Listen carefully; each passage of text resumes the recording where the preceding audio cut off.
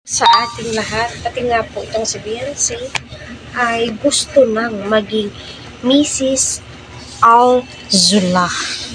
So, ay nako, kahit sino naman po talaga, papangarapin mo. Dahil hindi lamang po, dahil insured ka na kay Edu, kasi kumikita si Edu, kaya kanya nang buhayin, yung mga ganun, no? Although, sabihin natin, complete package na po yun.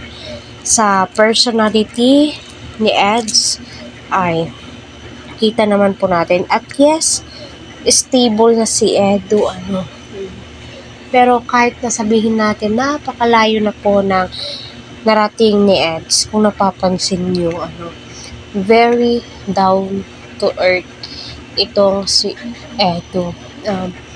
Never pong lumaki ang kanyang ulo. Kaya nga po, tuwang-tuwa si Kalinga Prab sa kanya. Masayang-masaya si Kalinga Prab sa mga blessings na dumarating sa kanyang pinsan na itong si Edu. So, kita naman po natin kung gaano kabait, pinagkakatiwalaan po siya ni Kalinga Prab, Kaya patuloy po muna natin suportahan si Kalinga Prab, Kuya Val, Kalinga Pets, Ate Edna. Huwag po natin skip ang kanilang ads para sa ganun nga po ay marami pa pong kababayan po natin ang kanilang matulungan and syempre ang kanilang malingap.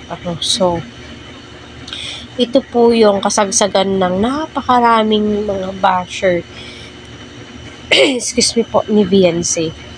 At until now, may mga basher pa rin naman po, pero hindi gaano, wala masyadong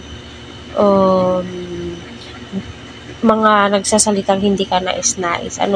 May ilan, meron, pero ganun naman talaga yung buhay, hindi natin mapiplease ang lahat, Hindi sasang-ayon sa atin yung ibang tao. May mga ganun po talaga. Kaya normal lang po yan. Normalize na lang po yan as kagaya po natin, Kaya para sa akin, pagpatuloy nyo lang, malay nyo, kayo po talaga ang tinadhana sa isa't isa. Kasi nga, kung tutuusin, nakailang katandem na ba si Eds?